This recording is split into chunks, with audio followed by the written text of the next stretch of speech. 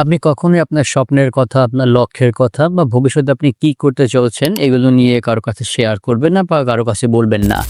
এটার কারণে আপনি নিজে বিভিন্ন সমস্যার সম্মুখীন হইতে পারেন বা আপনার স্বপ্ন বা আপনার লক্ষ্য অর্জনে বাধা দিতে পারে। ইভেন আপনি যাকে বিশ্বাস করে কথা বলেছিলেন, সে আপনার প্রধান প্রতিবন্ধকতা বা প্রধান প্রতিবন্ধক হিসেবে কাজ করতে পারে। সে আপনার বিরোধিতা করতে পারে।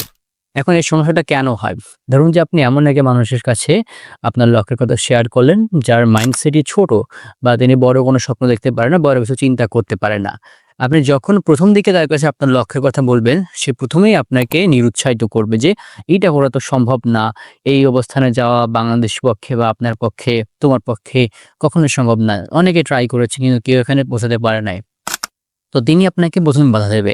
এখানে মূল ব্যাপারটা হচ্ছে সে নিজেই জানে না যে কিভাবে লক্ষ্য অর্জন করতে হয়, কিভাবে স্টেপ বাই স্টেপ আগাইতে হয়। কিন্তু ১ম এ যখন সে আপনাকে নিরুৎসাহিত করবে, আপনি ১ম এ বাধা পেয়ে গেলেন বা ১ম এ একজনের কাছে শেয়ার করার ফলে আপনি কি করলেন যে নিজে এখান থেকে বাধাগ্রস্ত হয়ে গেলেন।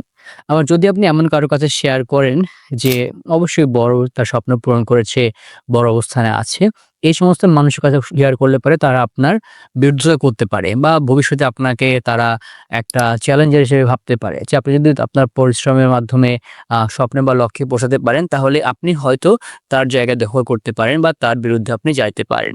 তো তারা আপনাকে যেটা করবে বলবে যে আপনি এখন যে অবস্থানে আছেন আপনি এটাই করার চেষ্টা করেন, এটাই আপনার জন্য ভালো। এই অবস্থায় আসলে বা বিভিন্ন বিপদ, বিভিন্ন সমস্যা অর্থাৎ বিভিন্ন obstacle বিভিন্ন বাধা বিপত্তির কথা বলে আপনাকে দমিয়ে রাখার চেষ্টা করবে। তাহলে আপনি করবেনটা কি? আপনি আপনার লক্ষ্য কারো কাছে শেয়ার করবেন না? না করাটাই ভালো। আপনি এটা নিজের উপর রাখেন। বিশেষ করে বিশ্বের অধিকাংশ মানুষ যারা সফল হয়েছে তাদের নিজের একটা জেদের কারণে হয়েছে। যে তারা একটা কিছু করবে, একটা ভালো কিছু করে দেখাবে।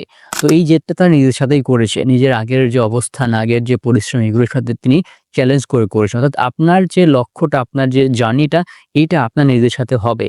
এই যুদ্ধটা আপনার নিজের সাথে। আপনি নিজেকে নিজে চ্যালেঞ্জ করে আস্তে, আস্তে আগাতে থাকবেন।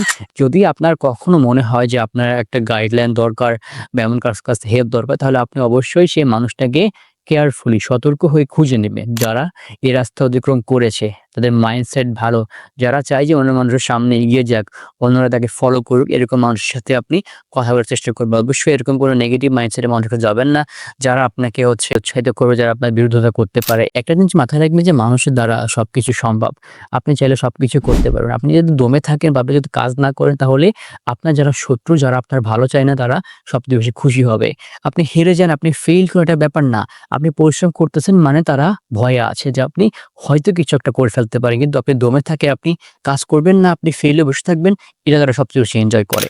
সুতরাং দমে থাকা বা কাজ না করে বসে থাকা এটা কখনোই করবেন না। অবশ্যই আপনার স্বপ্নের কথা, আপনার লক্ষ্যের কথা এমনভাবে মানুষের কাছে বলবেন না যারা আপনার ভালো চায় না বা যারা আপনাকে হিংসা করে বা যারা চায় না যে আপনি বড় কিছু করে বসেন।